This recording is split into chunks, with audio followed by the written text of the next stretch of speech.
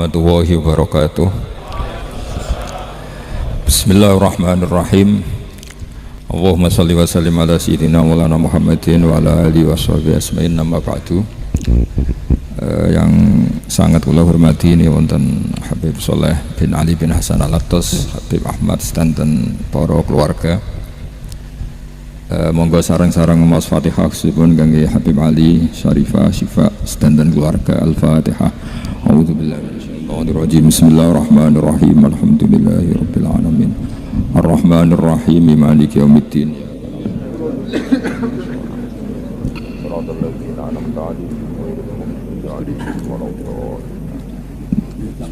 Niki ngaji pinten 20 menit. Kira-kira itu 20 menit.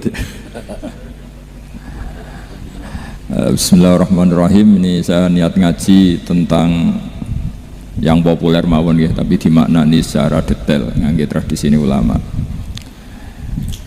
Idza matabnu adama in qata amaluhu illa min salasin shadaqatin jariyatin aw ilmin yuntafa'u bihi aw waladin sholihin yatullah. Kula maknani sing ketiga mawon, awaladin sholihin yatullah. Terus walad niku maknane anak. Anak niku saged anak nasab. Terus Habib Umar bin Isbat, Habib Soleh bin Isbat, Habib Ali namanya anak nasab. Lalu yang paling penting dari status anak niku soleh. Soleh niku status perilaku. Ya, terus soleh niku status ingkang soleh. Soleh niku maknane ingkang layak. Yat ulah nembe wonten sifat kedua ingkang dongakno. Terus pertama nu sementing soleh. Dikata saat ini tiang mendoakan orang tuanya, tapi buatan enten status soleh, dari rapati mandi. Jadi ini yang perlu diperhatikan. Jadi status soleh itu kita dapatkan dulu, baru yad'ul. Sekarang do menculot, anaknya do rapati soleh, terus dunga saja ini rapati mandi. Nah ini Habib Ali bejo, anaknya dijinakno soleh, ya soleh tenan. Jadi ini pun ini nama merger nih. Jadi soleh kamil. Tapi ngeten nggih, kula pesan karena Habib Soleh mulai kecil sama saya, sama-sama ngaji di Mbah Mun. Orientasi terbaik saking sunnah nabawiyah gini ku keberlangsungan. Terus kula sering belajar tentang kitab-kitab samawi, kitab-kitab sing diriwayataken beberapa ulama ahli kitab sing pun disahkan kalian ashabu Rasulillah sallallahu alaihi wasallam. Niku riyen Nabi Ibrahim niku pertama dadi Khalilur Rahman, kekasih Allah Khalilur Rahman. Niku mergi piyambake nu tersiksa protes. Terus kadang tiang saya ini kudu protes, tapi protes bukan kita demo. Protes itu tidak harus demo, protes. Ya Allah, dunia ini tidak fair. Engkau yang Tuhan, engkau zat yang begitu penting, engkau zat yang menciptakan langit dan bumi, engkau zat yang memberi rizki, yang bikin air, bikin oksigen, semua kebutuhan manusia, kemudian mereka tidak kenal engkau. Ini tidak fair. Jadi beliau itu tiap malam itu ngumpat, ini enggak fair dunia ini. Engkau yang begitu penting pencipta langit bumi, engkau begitu penting yang menciptakan air, menciptakan kebutuhan manusia, kemudian mereka tidak kenal engkau, ini tidak fair, ini tidak benar. Jadi sering marah gitu. Karena sampean nggak bisa bayangkan kan, apapun hebatnya presiden atau menteri atau rektor atau kiai, terus nang desa nggak dikenali statusnya, diundang lek apa yang dilek, itu gak keren belas. Karena ya sama kan, misalnya Habib Soleh Al-Attas, muridnya Said Umar punya Mbah Mun, terus nang desa diundang peneng dilek, itu kan gak keren belas. Awal dari keren tetap dikenal. Nah kemudian orang itu tidak kenal Allah. Makanya terus beliau sujud berkali-kali, ya Allah, sama siapa munajatnya beliau, innahu la yahzununi alla ara ahadan fil ardi ya'buduka ghairi. Jadi cara kiai sarang namanya ini innahu sak temene kelakuan la yahzunu, yektene nyusano ni ingsun, nyusano banget karena pakai lam taukid. Innahu sak temene kelakuan la yahzunu, yektene nyusano banget ni ingsun. Apa sing nyusano an? Apa sedene kelakuan la ara ora ningali ingsun fil ardi ing dalam bumi. Ahad dan ing wong suci ya'budu kang nyembah sapa ahad ka ing panjenengan ghairi saliyane ingsun. Ya Allah, sungguh saya sangat susah Karena engkau zat yang begitu penting, kemudian yang tahu kalau engkau Tuhan itu hanya saya. Sampean ngenes gak misalnya ada orang melihat saya itu Umar Hafid kemudian tidak tahu kalau beliau orang alim, sampean sebagai muridnya ngenes gak? Ngenes kan? Ada orang memperlakukan Mbah Mun tidak tahu kalau beliau seorang alim alama, kita sebagai santrinya ngenes gak? Ngenes. Lah ini Allah yang Tuhan, kemudian orang tidak ada yang memperlakukan dia sebagai Tuhan, bahkan nyebut saja tidak mau. Itu ketersiksaannya Nabi Ibrahim. Kalau kita kan tersiksa mergo di duit, ora payu rabi, terus sing wis payu rabi ra iso wayo, ya gitu. Macam-macam kesalahan. Itu jadi apa, jadi wali itu sudah berat karena orientasinya agak tentang Allah tapi tentang diri sendiri. Ana sing susah proposale ra gol ya Mas Angkop. Macam-macam. Artinya Nabi Ibrahim itu orang yang benar-benar Khalil Rahman. Beliau tersiksa ini karena dunia dianggap gak fair. Masa Allah zat yang begitu penting kemudian mereka nggak tahu. Maka awal dari nubuah itu apa? Menaukan, al-i'lan, mempermaklumatkan Allah di alam raya ini. Makanya nggak ada nabi kecuali memaklumatkan diri. Saya dulu awal-awal Habib Soleh mau nyai, saya bilang orang alim itu harus ngaku kalau alim, Habib juga harus ngaku kalau Habib. Yang orang miskin tidak usah ngaku, sudah konangan. Wong elek ora usah ngaku, ketor elek. Sudah. Karena agama ini pertama yang menolong itu memaklumatkan. Sehingga pertama Nabi jadi Nabi dari Gua Hira, pertama apa? Cara saiki nggih kira-kira memaklumatkan. Tapi reso dibahasakno jumpa pers. Tapi yang jelas pertama yang dilakukan Nabi setelah di Gua Hira apa? Memaklumatkan diri kalau beliau adalah Nabi. Sehingga dikumpulkan semua, terus beliau memaklumatkan diri kalau saya ini Nabi. Karena nggak ada artinya Allah kalau tidak dimaklumatkan. Makanya di Quran itu kalau menyebut Allah atau menyebut kebenaran selalu dimulai dengan kata fa'lam, harus dimengertikan. Kita ngerti kemudian mengertikan ke orang lain. Makanya saya sering dulu bilang ke Habib Soleh, nggak boleh orang soleh menyembunyikan diri. Karena nanti kalau orang-orang soleh menyembunyikan diri, sing zuhara ala wajhil ardi adalah sesuatu yang nggak benar. Coba misalnya gini, orang bisa terhibur lewat dangdutan, terhibur lewat maksiat. Sementara orang nggak bisa terhibur lewat soal al-badru alaina, asyraqal kaunu dihaja dan sebagainya. Maka orang-orang soleh adalah orang yang bisa memaklumatkan Allah, memaklumatkan Rasulullah, memaklumatkan Quran, dan supaya itu diterima. Karena awal dari orang terima itu tahu dulu. Nah ini tahu saja enggak. Makanya Nabi Ibrahim susah, ya Allah, engkau zat yang begitu penting kemudian tidak diketahui.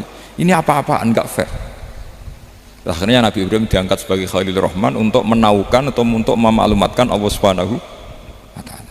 Nah sebelum itu beliau dihibur, diterbangkan ke langit, ke alam malakut. Kamu susah ya, kenapa susah? Karena zat sepenting engkau kemudian tidak ada yang menyembah. Terus dijak ke alam malakut, ditunjukkan sekian juta malaikat, sekian ribu malaikat, semuanya membaca tasbih takbir. Ibrahim senang. Oh ternyata yang seneng jenengan banyak. Loh, coba kalau kita punya kiai kayak Mbah Mun, semakin yang seneng banyak kan semakin kita senang. Kalau nggak ada yang tahu kan kita tersiksa.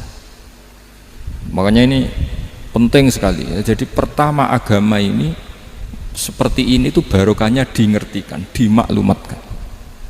Saya ini orang yang humul itu menutup diri betul, kecuali bab ngaji. Saya kalau ngaji terbuka. Sampai saya tidak tahu apa ada yang streaming apa direkam, saya tidak tahu. Pokoknya saya satu-satunya saya mau terbuka itu pas ngaji. Dan saya pede karena dulu ngaji saya benar. Saya tanya Mas Akom, sebetulnya kalau sampean mau mulang terbuka bagus. Potensinya dua, konangan alimnya atau konangan. Ya resiko terbuka kan itu kok. Konangan alimnya.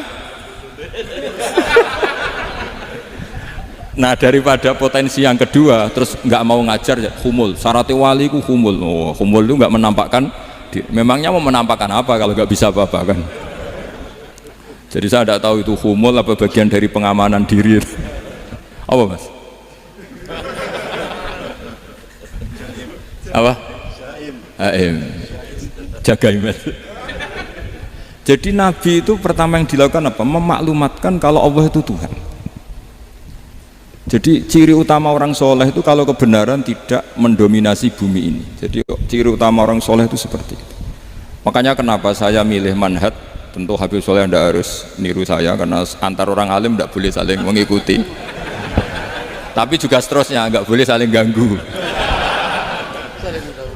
Saya itu ngaji di mana-mana itu guyon. Karena bapak saya suka guyon, Mbah Mun suka guyon. Alasannya bapak dulu sederhana. Orang sudah nyari hiburan dengan maksiat. Sehingga agama ini harus membawa keceriaan sosial, membawa keceriaan hati. Karena Allah ngendikan kul bi fadlillah wa bi rahmati fa bidzalika falyafrahu. Orang tuh harus senang dengan kebaikan. Orang happy dengan tolal badru alina, happy dengan manaqibul akhyar, dengan fadhailul akhyar. Karena orang di sana sudah senangnya itu kalau ada maksiat. Nah sekarang agama dibawa orang-orang yang tidak menyenangkan juga. Ngaji teko wis merengut. Ada muridnya salah duduk marah, salah posisi meja marah. Lalu orang-orang kan mikirnya kan daripada ngaji dimarahin terus mendingan ndak kan. Makanya Nabi itu paling marah itu kalau satu kebaikan jadi problem. Mu'ad bin Jabal itu pernah ngimami lama sekali. Dan yang makmum itu akhirnya mufarokoh. Dulu belum ditemukan fikih, tapi orang ini sudah berani mufarokoh. Jadi ini termasuk mujtahid sebelum sebelum tahu Fathul Mu'in, tahu Wahab, dia sudah berani mufarokoh. Jadi sudah luar biasa. Karena bangsa ibadah yang agak-agak ngawur itu tanpa diajarin sudah do pinter sendiri. Dia mufarokoh. Ketika dia mufarokoh, komentarnya Mu'ad, dia munafik. Sholat belum selesai kok mufarokoh. Singkat cerita Mu'ad melaporkan itu ke Rasulullah. Si tukang penggembala ini juga melaporkan ini ke Rasulullah. Tapi apa kata Rasulullah? Yang Rasulullah itu yang bela, malah bela yang penggembala tadi. Afattanun anta ya Mu'ad. Kamu itu tukang fitnah. Agama ini kalau kamu model begitu orang lari. Basyiru wala tunafiru, yassiru wala tu'asiru. Padahal ini baca Quran panjang, harusnya akan ibadah. Tapi karena ini menjadi problem sosial, orang menjadi tidak nyaman jamaah, itu sudah disalahkan Nabi. Karena tadi, kalau agama ini jadi problem, maka masalah besar. Makanya sifat dasar Rasulullah itu apa? Khafiful ma'unah, biayanya murah. Makanya saya ngaji di mana-mana ya suka seperti ini. Mejanya enggak jelas, pengunjungnya juga agak jelas. Semakin kacau semakin baik kira-kira. Ini pengunjungnya juga seperti ini kan. Nanti sampean yang pidato, jadi tak beri hak gue jelek saya ini namanya aqomaddin. Kalau faman taroka fakot. Jadi pilihannya kalau gak aqomaddin ya ada medin. Jadi kenapa banyak kiai yang ceria? Karena tadi satu-satunya cara kita menandingi hegemoni maksiat adalah pembawa taat itu ceria. Karena orang itu mesti mencari kebahagiaan. Sebab itu para nabi itu mengajarkan agama ini dengan cara yang bahagia. Misalnya mangqala la ilaha illallah dakhalal jannah. Nabi tidak ngendikan gini, mangqala la ilaha illallah terus salatnya benar, puasanya benar, belajarnya benar, jadi kiainya benar. Wah itu kalau itu panjang sekali, banyak yang nggak masuk surga. Sementara kubu yang lain kampanye sudah tenang bersama bapaknya di surga. Nah kita kampanyenya konsolat mesti ditompo, poso ora mesti ditompo. Wes repot, syaratnya ditompo ikhlas wangel, kowe ora bakal iso. Berarti maknane kan ora bakal mlebu swarga. Akhirnya wong kan mikir, wes salat tetep ra swarga, poso tetep ra swarga, mendingan ra salat. Jadi kita ini kan bersaing sama kampanye sebelah gitu. Makanya saya milih manhaj pokoknya Islam apik. Tapi bukan berarti saya menyepelekan aturan-aturan dalam sholat, karena yang kampanye itu sudah banyak. Biasanya kiai-kiai sing kereng kampanye tentang sing kereng-kereng itu saya manfaatkan, ya sudah, itu bagian jenengan. Jadi orang itu harus mikir. Agama Kristen itu diterima di Eropa di mana-mana. Di antara sebabnya adalah karena orang dijamin masuk surga. Orang kayak apa faseknya tetap kalau mati bersama. Kita enggak, sudah kiai, sudah mulang terus masih didoain semoga amal baiknya diterima, amal buruknya masih ngeper apa? Dan itu santri saya nanti kalau ziarah saya tuh, ya Allah ampuni Gus Bah ampuni. Itu kan ngenyek orang itu maksudnya. Maksudnya bukan, makanya saya pernah ketemu orang yang berfaham Wahabi. Dia nuduh kalau orang doa ke mayit itu minta sama mayit. Saya bilang, saya saja yang jadi mayatnya enggak siap. Kok bisa? doanya itu doa ngeper. Masa sama gurunya bilang gini, Allahumma in kana muhsinan fazid fi ihsani wa in kana musian. Masa gurunya ditaklek. Jadi dia tidak yakin betul kalau gurunya muhsin, masih ditaklek. Jika guru saya baik maka gini ya Allah, jika guru saya buruk maka gini. Lu saya tuh gak pernah doain Mbah Mun gitu, tak anggap gak sopan.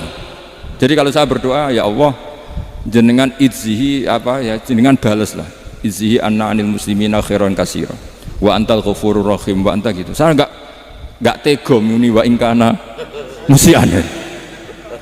Jadi kayak ada sopan ya. Lo kalau aku yang mati sapi lagi tak balik malah ingkana musian, malah ada terusannya bahwa kadalik. Jadi makanya mereka kan sering pakai dalil, andai kan tradisi itu benar maka yang paling pertama melakukan itu sahabat. Selalu mereka berargumentasi kalau itu tradisi yang benar maka pertama yang melakukan itu sahabat. Ya gak mungkin sahabat masa bilang ke Nabi ingkana bisa kafir berat kan, masa kesolehannya lu. Andai kan Abdul Qadir wafat di mana ini ngomongin Beduk, saya tidak akan berdoa seperti itu. Oh bisa marah Abdul Qadir Jailani, masa kesalahan beliau di ingkana musinan sama ingkana musian. Jadi orang tuh harus mikir. Jadi saya dengan bukan berarti Gus Bak bid'ah menciptakan doa baru. Ini bukan urusan menciptakan. Orang yang punya sopan spontan seperti itu. Ini bukan urusan modifikasi doa Anda. Makanya kenapa para nabi itu tidak disolati dengan cara seperti itu, langsung assalamualaikum ya Rasulullah, assalamualaikum ya Abu Bakrin, assalamualaikum ya Umar. Enggak mungkin kita mengatakan ya Abu Bakrin, ya Allah ingkana. Masa Abu Bakar diingkana? Kalau dia bukan, kalau beliau ashabu Rasulillah pasti orang Sayyid itu dzurriyyatu Rasulillah, pasti al-tahirin al-mutahhari. Guru-guru kita ini guru-guru kita. Jadi tolong doa itu. Nah, kalau terpaksa doa wa in kana musian, anggap saja hafalnya hanya itu, tapi jangan dijiwai apa? Jangan apa? Dijiwai. Kalau ditanya, "Lho Gus, ini orang soleh kok doanya wa in kana musian?" Itu kan guru jenengan, apalku ikut tok. Tapi ora usah dimaknani apa? Karena sekali dimaknani nanti kan. Jadi ini urusan etika, urusan rasa. Saya teruskan ya, karena jadi saya mohon sekali, apa-apa itu ada aturannya. Ada aturannya. Ya tentu kita ikut masal saja. Semua selain Nabi, selain para wali kita nggak apa-apa doa Allahumma in kana musinan wa in kana musian. Tapi di hati kita sebetulnya ketika mengatakan in kana musian itu coro Jawa hanya rapalan. Rapalan itu ya sudah ngomong saja, tapi nggak usah apa? Nggak usah dijiwai ya. Yang dijiwai kita adalah sifat ghafurnya Allah, bukan status mayitnya, tapi sifat ghafurnya Allah. Karena kata musik itu kan nggak nyaman. Makanya Nabi itu hebatnya Nabi ya tentu karena bentukan Allah Subhanahu wa taala. Adabani Rabbi fa ahsana ta'dibi. Itu kalau nyifati tentang keburukan orang mukmin itu diikutkan sifat ghafurnya Allah. Jadi misalnya gini kalimatnya, liyukaffirawwahu anhum aswa alladzi amil. Atau sebagian ayat misalnya wa yukaffiru anhum sayyi'atihim. Jadi sebetulnya kalau terpaksa mengatakan orang itu buruk, itu sebenarnya dari Allah dulu kita mengatakan Allah itu zat saking baiknya itu mengampuni salahnya seseorang. Jadi nyifati Allah dulu, Allah saking baiknya itu mengampuni salahnya orang-orang baik, karena orang-orang baik juga manusia, Ustadz juga. Tapi lebih ke nyifati ke Allahnya. Kalau kita kan enggak, lebih tertarik nyifati mayitnya, sehingga kita di hati itu mayit kira tak jalan sepuro tuntas kayak gitu. jadi kalau di Quran tidak seperti itu. Jadi kita lebih mensifati Allah itu ghafur, afuwun karim. Makanya seperti doa-doa kita kalau Ramadan gini, Allahumma innaka afuwun karim tuhibbul afwa, baru bakas fa'fu anna. Jadi ada aturannya. Meskipun ilmu ini agak jelimet, tapi bagi ahlinya ini ma'ruf. Kalau sampean nggak paham berarti nggak ahlinya. Jadi ilmu ini agak jelimet, tapi ma'ruf. Nah, sehingga Rasulullah kalau kita meyakini syafaat Rasulullah SAW, Itu cara berpikir harus kita balik. Misalnya begini, wong Islam nakali ngono, penggaweane maksiat kok disafaati Kanjeng Nabi kurang penggawean. Caranya berpikir jangan gitu. Kalau gitu kayak mari mangkal, wong nakali ngono kok untuk syafaati Kanjeng. Tapi cara berpikir gini, syafaatu Rasulillah itu wasi'ah, luas sekali. Syafaatu Rasulillah ghairu munhasirah, tidak terbatas. Syafaatu Rasulillah itu lebih sakti ketimbang dosanya umatnya. Semua ulama dulu kalau nyifati Allah juga gitu. Allahumma misalnya maghfiratuka awsa'u min dzunubina. Ya, yang misalnya yang pakai mutakalim ya Allahumma maghfiratuka awsa'u min dzunubi wa rahmatuka arja inti min amali. Jadi jangan kitanya dulu. Kalau kitanya dulu kan nyifati kita dosa banyak. Itu sama ndak usah ngaku sudah tahu semua. Tapi nyifati pertamanya apa? Allahumma maghfiratuka awsa'u min dzunubi wa rahmatuka arja inti min amali. Sehingga dari nyifati maghfiratullah yang wasi'ah, yang tidak terbatas, kemudian kita sah mengatakan bahwa ahlul maksiat pun mungkin atau berhak dapat ampunan. Sama syafaatu Rasulillah itu ghairu munhasirah, syafaatu Rasulillah itu wasi'ah, sehingga sahlah riwayat syafaati li ahlil kabair min ummah. Itu bukan menyangkut melegalkan kabirah, bukan menyangkut mengesahkan orang Islam dosa besar karena nanti dapat syafaatnya Rasul. Cara berpikir jangan gitu, nanti kamu mentasjek memberanikan orang melakukan maksiat berdasar iktimat syafaati Rasulillah. Itu jangan gitu, cara berpikir dibalik apa? Syafaatu Rasulullah awsa'u wa awsa'u, sangat luas, sehingga saking luasnya sampai yang tukang maksiat saja kebagian. Sama rahmatnya Allah Ta'ala itu wasi'ah, rizkinya Allah ya wasi', sampai wong nganggur ya iso mangan ngono. Lah begitu juga rahmatnya Allah Ta'ala itu wasi'ah, sampai wong sing sumpek utange akeh ya iso guyu ngono.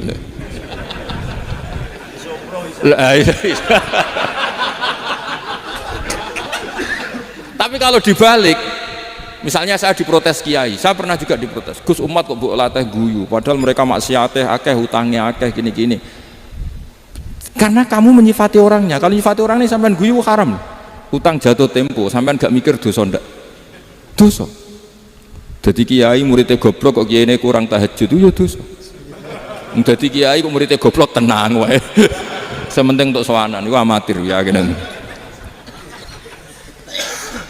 Mestinya cara berpikir dibalik. Rahmatullah wasi'ah, rizquhu ya wasi', fadluhu wasi', sampai wong sumpek wae iso guyu. Sehingga kita ini sudah objek. Loh, kita ini tidak subjek di alam raya ini, kita tidak subjek tapi apa? Objek. Makanya saya berkali-kali mengatakan, mbok kayak apa sumpeknya kita, tetap wong iso guyu. Karena apa? Allah mensifati dirinya wa annahu wa adhaka wa abka. Allah itu adhaka, zat yang memberi orang iso guyu, wa abka lan zat sing maringi wong iso nangis. Karena sifatnya Allah Ta'ala pasti nafidah, sifatnya Allah Ta'ala pasti terjadi, dan kita objek. Makanya wong sumpek utange akeh, bojo ora percaya, tangga ora percaya, oh nak guyu banter-banter. Karena Allah ku adhaka, zat sing maringi guyu.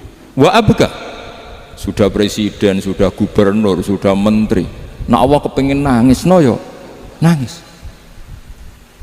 Coba ngeluhnya apa kalau misalnya jenengan seorang mantan presiden atau mantan gubernur, kadang anak calonan RT bo menang bunda. Ngeluhnya apa orang alim, misalnya alim alama, anaknya mau jadi jurumiyah raiso, susah. Kaya raya anaknya jadi pasien, susah. Allah punya cara untuk abegah, untuk bikin orang nangis. Nah karena kita ini objek, pasti sesumpuk apapun orang yang bisa tertawa ya bisa nangis. Makanya banyak ulama yang nggak terlalu serius mikir agama ini, bukan karena dablek, enggak, karena Allah mensifati dirinya Al-Hadi, yang memberi petunjuk. Kita nggak ditunggoni Kanjeng Nabi, nggak ditunggoni Wali Songo, nggak ditunggoni para alawin yang dulu, nggak ditunggoni Habib-Habib yang kayak Said Abdul Al-Haddad. Tapi karena Allah itu Al-Hadi, yang memberi petunjuk, dan sifatnya Allah Ta'ala la budda wa ayat takuna nafidah, sifatnya Allah pasti nafidah. Amerika kayak apa liberalnya, sekarang trennya juga banyak yang masuk Islam. Kampung-kampung pedalaman nggak ada kiainya, cukup mudin. Kadang membawa agama itu orang yang ke situ mau nyari kayu. Orang di pedalaman Kalimantan, Sulawesi itu pertama itu nyari kayu, tapi bawaan hidayat, lama-lama bikin masjid. Saya pernah di Korea, ke sana orang nyari uang, niatnya juga nyari uang, tapi akhirnya tersiksa kalau enggak bikin masjid. Karena apa? Karena Allah itu Al-Hadi, zat yang memberi petunjuk. Maka kamu tidak usah khawatir, agama ini pasti jalan ila yaumil qiyamah, karena Allah Al-Hadi. Sama mbok kamu umat mbok weden-wedeni kowe ku amalem ora mesti ditampa, nek ora ditampa mlebu neraka. Ngene mulai ngaji ya tenang ae, tenang santai. Bahkan kadang bilang gini, Pak Yai tadi gak bener, masa ngecap orang mlebu neraka. Kita yang masyarakatnya gak tahu pintunya, Pak kayaknya tahu pintunya. Karena orang itu punya cara. Loh ya betul. Orang Bedui itu kalau ngaji sama Nabi itu lebih unik timbang yang soleh, timbang yang pinter. Sehingga banyak ilmu itu ditemukan dari orang Bedui. Karena cara berpikir itu aneh. Kalau orang soleh, orang waras kan berpikirnya ada aneh, standar. Jadi orang Bedui itu aneh. Pernah suatu saat Rasulullah itu khutbah cerita kiamat. Wah dahsyatnya kiamat kayak apa? Semua orang diam nangis semua. Orang Bedui enggak, lebih cerdas. Ini Nabi itu aneh, cerita kiamat kalau udah ada tanggalnya ini gimana? Orang nangis semua karena dahsyatnya kiamat kayak gitu. Bumi dihancurkan, wus. Pantas sudah nangis dewi-dewi. Ya ono sing nangis pabrik banyune macam-macam ya. Ini kalau kiamat gimana ini perjalanan air kemasan saya kan orang mikir mikir dewi-dewi gitu. Tapi ini enggak. Orang Bedui cara berpikir tuh enggak. Malah ya Rasulullah mata sa'ah. Engkau itu cerita kiamat tapi enggak jelas tanggalnya. Kalau cerita kiamat ya harus jelas dong kapannya. Jadi unik. Jadi cara berpikir sahabat kaget semua loh. Kaget. Karena enggak kepikiran. Nabi a'radu anhu, a'radu itu mengabaikan. Banyak sahabat yang menganalisis lam yasma kan. Nabi memang enggak dengar sehingga mengabaikan. Ada yang analisis lagi sami'a wa kariha. Sebenarnya Nabi dengar itu enggak berkenan karena tengah-tengahnya khutbah kok tanya. Tapi si Arabi ini cerdas. Masuk akal kan? Misalnya mau pilihan presiden, orang mesti tanya kapan kan gitu. Ya kan? Mau ganti presiden atau ganti bupati, takarnya orang kan kapan? Kayak Mas Akom jadi wali ndak? Pertanyaannya kan kapan? Kalau jatuhnya kan sudah ya. Sehingga tanya, mata sa'ah ya Rasulullah. Lama-lama Nabi diangen-angen, bener juga orang ini. Saya cerita kiamat kok nggak jelas kapannya. Ini Nabi menjawab. Tapi karena Nabi orang-orang yang sangat pinter, tanya balik. Ma'atat talaha. Lalu kalau kamu berani tanya kiamat kapan, saya tanya balik. Ya persiapan kamu apa? Jawabnya santai saja. Fawwah ma'atatulaha kabira sholatin wala siamin walakinni uhibbuka ya Rasulullah. Saya enggak menyediakan apa-apa, sholat saya biasa aja, maksudnya standar. Ya kira-kira 5 waktu pas. Ya jenis saya lah kira-kira gitu. Wala kabira siamin, dan saya puasa ya standar saja pas. Walakinni uhibbuka ya Rasulullah. Tetapi saya mencintai engkau ya Rasulullah. Jawabannya Nabi apa? Almar'u ma'aman ahabba. Sebagian riwayat anta ma'aman ahbabta. Jadi hadis itu populer tuh barokahnya wong desa tadi. Andai kan dia punya etika maka sowan dulu tanya 4 mata. Itu jadi hadis ahadi. Tapi barokahnya dia selonong di depan umum. Zaman Nabi khutbah itu jadi hadis mutawatir. Jadi kadang barang baik itu barokahnya orang yang enggak baik. Maksudnya su'ul adab. Tanya gitu kan su'ul, tapi itu barokah. Akhirnya hadis itu mutawatir karena didengar ribuan sahabat yang mendengarkan khutbahnya Rasulullah. Tapi kalau hadis itu satu-satu kan khossoni bidzalika Rasulullah, khossoni bidzalika Rasulullah, itu nanti jadi hadis ahadi yang kualitasnya jauh di bawah hadis mutawatir. Jadi barokahnya orang su'ul adab itu ya ada karena Allah yang mendesain ini. Akhirnya kata sahabat, kata Anas bin Malik, mereka itu mangkelnya bukan main sama Arabi tadi karena tanya nggak sopan sama Rasulullah. Tapi setelah Nabi jawab almar'u ma'aman ahabba fama farihu bisyai'in farahahum bidzalika batal. Mereka tidak pernah senang dengan hadisnya Nabi sesenang riwayat almar'u ma'aman ahabba. Barokahnya Arabi Bedui. Makanya saya sebagai kiai ini Bedui saya tak pertahankan ila yaumil qiyamah. Karena umat ini pernah terbarokahi oleh orang apa? Bedui. Barokah suladab tadi. Jadi mohon ini supaya majelis ini kan majlisul iltorti Rasulullah, coba terlatihlah mengatakan Allah itu subjek, Allah itu al-fa'ilul mukhtar, Allah itu al-fa'ilul mukhtar, Allah itu yang menentukan alam ini. Dan Allah mensifati dirinya wa annahu huwa adhaka wa abka. Allah itu zat yang memberi orang itu bisa tertawa, dan Allah juga yang memberikan orang itu bisa menangis. Mbok kayak apa kamu neror umat, amal nggak mesti diterima gini-gini, ternyata neng majelis nangis ya, mulai guyu kadang guyu-guyune ngenyek tenane daripada apa ya, agak-agak merodok orang yang dohirnya beda dengan batinnya, nggak perlu distatuskan seperti itu. Ya sudah, biasa saja. Jadi nah, fi muqaddimihim, imam besar dalam manhaj ini namanya Abul Hasan apa?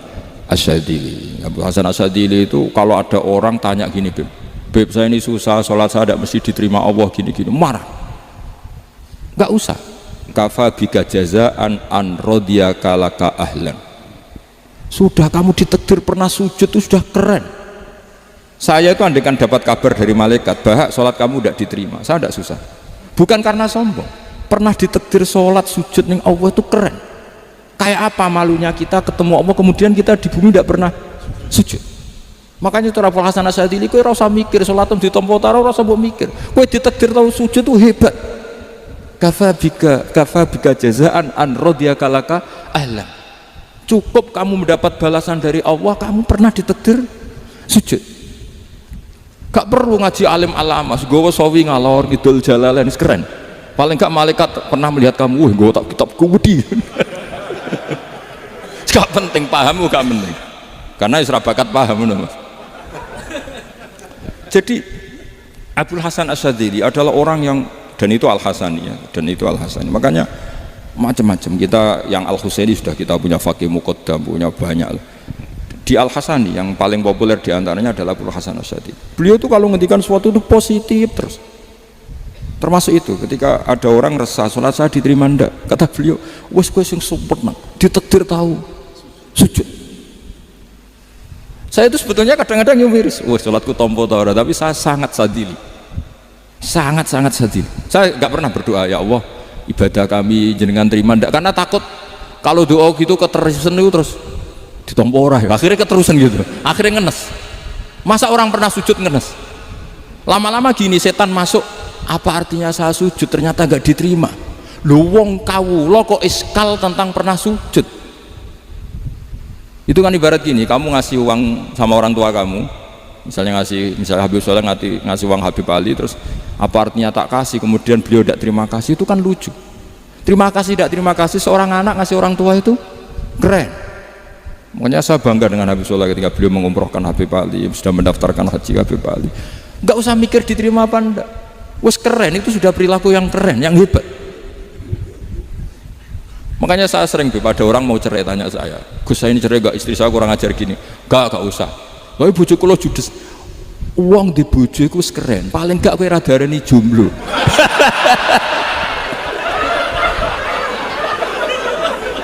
Oh, diarani duda ora enak.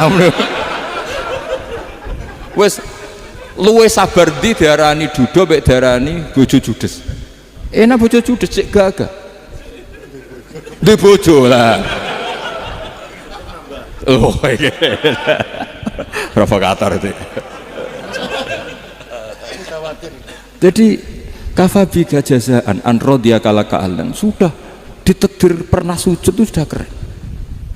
Dulu ulama ala hadan nampak, ulama dulu cara berpikir seperti itu. Makanya ulama dulu kalau nafsiri wasjud waqtarib sudah pernah sujud. Di Quran nggak pernah ada ayat wasjud lan sujudo siro ingkana kada wa kada ingkunta mutayakinan bikobuli sujudi, kan ada sujud ya sujud saja, tidak usah mikir makbul apa tidak makbul. Sudah kalau sujud pasti waqtarib. Terus saya sebenarnya ya sebagai orang ya kadang wedi, sholatku ditompo ta ora. Tapi kalau keterusan nanti ada was-was yang mengatakan opo artine sholat. Lu tuh kan ngeri seorang hamba sing uripe ning bumine Allah kemudian menyoal pernah sholat hanya karena takut gak diterima.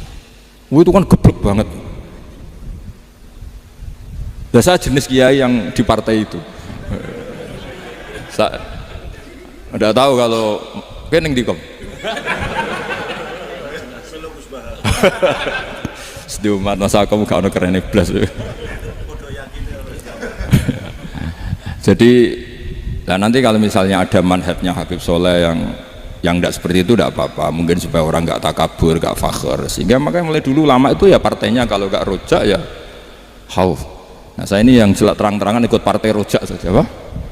Partai rojak, karena banyak yang sudah di partai khauf, tapi saya rojak yang bil ilmi tadi. Makanya Sayyidina Umar radhiyallahu anhu itu yang namanya sama sujud, saya itu punya kitab, Habib Soleh pernah tak tunjukin tulisan tangan saya, muji-muji sujud.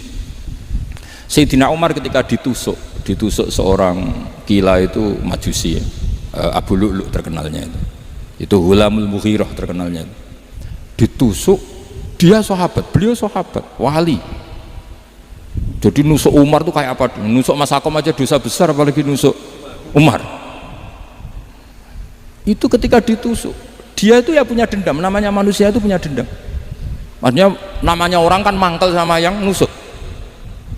Kalau orang mangkel itu inginnya kan yang nusuk itu masuk neraka. Tapi apa kata Umar? Ngendikan gini, tanya pertama, yang nusuk saya siapa? Orang Majusi. Orang Majusi, Hulamul Mughirah. Alhamdulillah alladzi lam yaj'al maniyati biyadi rajulin lam yasjud laka sajdatan yuhaju biha indaka yaumal qiyamah. Saya itu senang Gusti, yang nusuk saya orang yang nggak pernah sujud sama jenengan. Jika kalau saya dendam supaya dia masuk neraka, saya nggak takut orang itu nuntut sama saya.